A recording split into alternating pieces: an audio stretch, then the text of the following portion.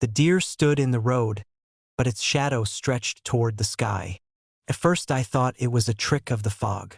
The highway was one of those narrow forest routes that state maps pretend are roads, but locals know are just thin ribbons of asphalt dropped through miles of untouched woodland. No houses, no side roads, just black trees leaning inward like listeners. My headlights cut a pale tunnel through drifting mist, and in the center of it stood the deer. It didn't move when I slowed the car. Normally deer panic at the sound of an engine. They twitch, bolt, vanish into brush with the white flash of a tail. This one stood perfectly still, head slightly lowered, antlers branching like winter trees. The engine idled beneath me, a low vibration through the steering wheel. And then I noticed the shadow. It didn't lie behind the deer on the road like it should have. It rose upward. At first I thought the fog was swallowing it, bending it strangely. The headlights cast a dark shape that seemed to stretch straight up into the mist, as if the animal were projecting a pillar of darkness into the sky. I blinked. The shadow remained. It climbed higher than the treetops. I leaned forward, squinting through the windshield. The fog drifted through the beams of light like slow smoke, and inside it the shadow kept rising, narrowing as it climbed, thinning into something impossibly tall. The deer didn't move. My engine hummed softly. The forest around me was silent in a way that felt deliberate. No insects, no wind, just the quiet mechanical breathing of the car and the pale tunnel of headlights holding the animal in place. I checked my mirrors. Nothing behind me, just darkness. When I looked back at the deer, its ears had turned slightly, angled not toward me but upward, following the shadow. I tried to understand the geometry of the light. Headlights cast shadows backward. Maybe the fog was reflecting light strangely. Maybe the road dipped or the mist was thick enough to catch the beam. I shifted the car slightly, rolling forward a few feet. The shadow moved, but not the way a shadow should. Instead of sliding along the ground, it swayed above the deer like a tall column bending in slow water. The top of it disappeared somewhere above the treeline. The deer blinked once. Its eyes reflected my headlights with that dull glassy shine animals get at night. But something about the reflection felt wrong. Too steady, too bright, as if the light wasn't bouncing off the eyes, as if it were coming from behind them. I rolled the window down an inch. Cold air slid inside the car, and with it came a smell. Not rot, not earth, something colder than that, like stone that has never seen sunlight. The deer took one slow step forward. His hooves touched the asphalt without a sound. The shadow above it shifted. For a moment the column of darkness bent sharply to one side, like something heavy had leaned against it. My chest tightened. I followed the line of the shadow upward again. The mist swallowed most of it, but something about the darkness above the treetops felt layered, like the shadow wasn't alone, like other shapes moved inside it. I turned the high beams on. The forest exploded with pale light. Tree trunks flared white. The fog brightened into glowing vapor, and the shadow grew sharper. It rose straight up from the deer like a tether, a black cord stretching into the sky. Except it wasn't perfectly straight anymore. Pulsed, slowly, a faint thickening that traveled down the column of darkness like something moving through a vein. Down, toward the deer. The animal lifted its head. Its jaw opened slightly, and a sound came out. Not a bleat, not breath, a low vibration that made the steering wheel tremble beneath my hands. The forest answered, not with noise, but with absence. The quiet deepened so suddenly my ears rang. Then the fog above the road shifted. Not like wind, more like the sky had flexed. I looked up again, and for a moment the headlights caught something enormous. Something above the treeline that wasn't quite visible. The shadow attached to the deer didn't end in darkness. It ended in shape. A vast outline suspended high in the mist. Limbs too long, angles too sharp. A body stretched across the night like a spider hanging from a thread. Except the thread was the shadow, and the deer was the anchor. My throat tightened. The deer turned its head toward me. Slowly, deliberately, its eyes reflected the headlights again. But this time the light inside them shifted. Like something behind the eyes had moved closer to the surface. Another pulse traveled down the shadow. This one faster. The fog above rippled. Something huge adjusted its position in the sky. Branches creaked all around the road. Not from wind, from weight. I realized then that the shadow wasn't being cast upward. It was being lowered. The darkness stretching from the deer was not a shadow at all. It was a limb, a thin extension descending from whatever hung above the forest. The deer shuddered. Its legs trembled slightly, but it didn't step away. Its mouth opened again. The sound that came out this time was wetter, strained, like the animal was trying to breathe around something inside its throat. My headlights flickered once, then steadied.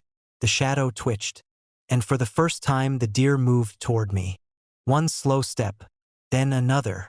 Each time its hooves touched the asphalt, the shadow above flexed, drawing a little closer to the ground, as if the creature above were lowering itself hand over hand.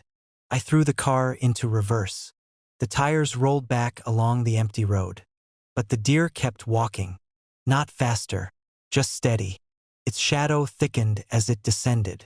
Through the fog I saw more of the shape above. A vast body hanging in the sky, limbs branching outward across the treetops. Hundreds of thin strands trailing down through the forest. Some of them connected to other places in the dark. Places I couldn't see. The deer stopped again in the center of the road. Directly in the beam of my headlights. His body shook. Its ribcage expanded unnaturally wide. The shadow limb attached to it had nearly reached the ground now. The tip hovered inches above the animal's spine. Waiting, the deer lifted its head and stared straight at me. And in its eyes I saw the reflection of the sky above the forest. Not stars, not clouds, but a vast silhouette unfolding across the night like a living constellation. The deer's mouth opened. For a moment I thought it was going to scream. Instead, something moved beneath its skin. A ripple traveled down its neck.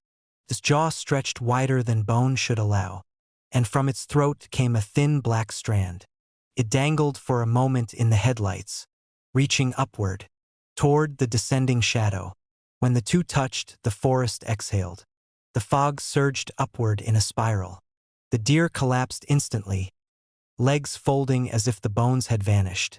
But the shadow did not fall with it. It continued descending, past the empty body, past the road, past the place where the animal had stood, lowering itself toward the asphalt, toward my car, toward me. In the reflection of the windshield, I saw it finally. The shape above the forest. An enormous thing hanging from the sky on hundreds of shadows. And every few miles along the road, another deer stood waiting beneath it. The next tunnel entrance pulsed like a heartbeat. At first it was subtle enough that I thought the motion came from my own eyes adjusting to darkness. The road had been empty for nearly an hour. A narrow mountain highway folded into the hills like a long strip of black tape, bending through pines and granite cliffs that swallowed the headlights. No guardrails, no reflective signs, just the occasional faded marker leaning crookedly in the weeds. My car's engine hummed steadily beneath the quiet. Beside me, Mateo slept with his head against the window, his breath fogging a pale circle on the glass. Ahead, the tunnel mouth opened in the rock face. Except it wasn't staying open. The concrete rim around it expanded slightly, then contracted. A slow, deliberate movement. In, like a chest filling with air. I eased off the accelerator. The headlights stretched farther down the road, and the tunnel entrance sharpened into view. Pulsed again. The opening widened just enough for me to notice the change, then tightened back toward its original shape. The motion wasn't mechanical. There were no panels sliding, no shifting concrete. The rock itself seemed to flex. My fingers tightened on the steering wheel. The hum of the engine changed pitch as the car slowed. Mateo stirred. "You stopping?" he muttered without opening his eyes. "Tunnel ahead," I said. My voice sounded smaller than it should have. He made a soft sound of acknowledgement and settled back into sleep. I kept watching the tunnel. The road leading to it felt wrong now. Not visually. Everything looked normal. Asphalt stretching forward, white lines faded by years of weather, dark trees crowding the shoulders. But the distance felt strange. Like the tunnel wasn't getting closer at the right speed. Another pulse. The entrance widened again. This time I noticed something else. The darkness inside the tunnel moved with the expansion. Not like shadow shifting with light. More like a throat opening. I rolled forward another few feet. The headlights flickered once. The engine's hum stretched into a brief, wavering note, like a tape slowing down for half a second. Then everything steadied. The tunnel breathed again. I glanced in the rearview mirror. The road behind us looked longer than it had a moment ago. The last curve where we'd come through the trees seemed farther away. The forest pressed closer to the asphalt now. Branches leaned toward the road like listeners. I swallowed and looked forward again. The tunnel entrance expanded wider than before. The pulsing had a rhythm. Slow, patient, the same steady interval as a resting heart. Mateo shifted again beside me. "You hear that?" he murmured. "Hear what?" He opened his eyes halfway. "The road." I listened.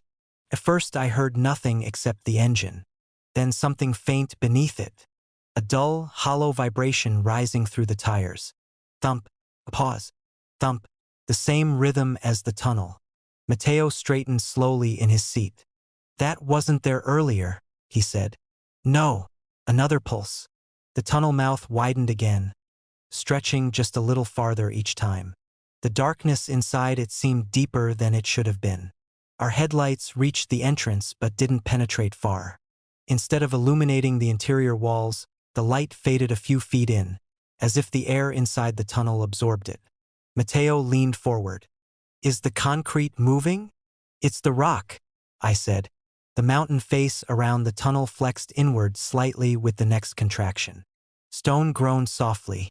The sound vibrated through the road, through the car, through my ribs.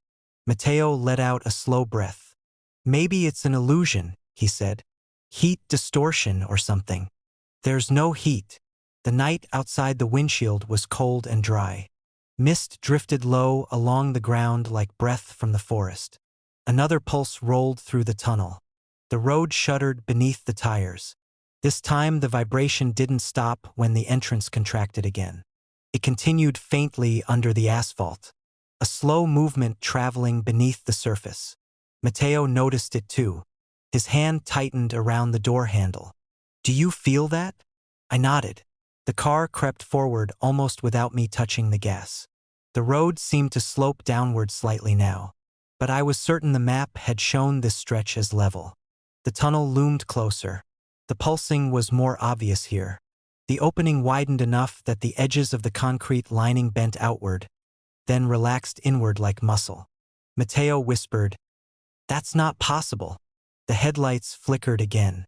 For a moment the darkness inside the tunnel flashed with something pale. Not a reflection. A texture. Something wet. Then the light stabilized and the interior went black again. The engine sputtered once. Its hum warped lower. Mateo looked down at the dashboard. "Battery's fine." Another pulse. This one stronger. The road dipped noticeably as if the earth beneath it had exhaled. The car rolled forward a few more feet. The tunnel entrance was now so close that the headlights illuminated its entire rim. The concrete wasn't cracked. It wasn't damaged. But it moved. The surface stretched and compressed with each rhythm. Mateo leaned closer to the windshield. "You see that?" At first I thought he meant the pulsing. Then I followed his gaze lower. The asphalt directly in front of the tunnel had begun to ripple. Subtle waves traveling outward from the entrance, like pressure moving beneath skin. The road wasn't just shaking. It was reacting. Another thump echoed through the tires. The tunnel expanded again, this time wider than any previous pulse. For a brief moment the darkness inside parted, and the headlights revealed the interior wall. It wasn't concrete. It was layered. Soft ridges running along the length of the tunnel like muscle fibers. They flexed slowly with the rhythm. contracting, relaxing. Mateo made a sound in the back of his throat. "Drive," he said quietly. I pressed the accelerator. The engine revved, but the car barely moved. The wheels spun for a second before gripping again. The road surface had become slightly tacky. Like warm tar, another pulse rolled through the tunnel. The opening stretched wider. The interior ridges flexed inward this time, as if drawing breath. The air outside the entrance moved toward it. Fog slid across the road and vanished inside. Leaves lifted from the shoulder and drifted forward. Mateo grabbed my arm. "Look up." Above the tunnel entrance, the mountain face shifted. Not falling, not cracking, breathing. A massive, slow expansion of the rock itself. The road beneath the car shuddered again. This time, the vibration traveled outward down the highway. Behind us, through the forest. Like a signal, the pulsing grew stronger. The tunnel expanded further with each beat. The headlights flickered rapidly now. In the brief flashes of illumination, the interior revealed more detail. The ridges lining the tunnel weren't smooth. They were covered in fine branching lines, veins. The road surface just ahead of us split slightly along the center line. A thin seam opened in the asphalt. Something beneath it shifted. Mateo whispered, "This road." I knew what he meant before he finished. The tunnel wasn't attached to the mountain. The mountain had grown around it, and the road hadn't been built to reach it. It had been laid across something already there, something buried. Another pulse surged outward. The seam in the asphalt widened. The headlights flickered again. This time the light revealed something deep inside the tunnel. A second opening, farther down, and beyond it, another. Mateo leaned closer. "They keep going," he said. His voice sounded hollow, like arteries. The next contraction pulled harder. The air rushed toward the entrance with a low, sucking sound. The car rolled forward another foot without me touching the gas. The tunnel widened, waiting, breathing, and for the first time I realized the rhythm wasn't matching a heart. It was matching the road itself. Every few miles along this mountain highway, another tunnel waited in the dark, and they were all breathing together.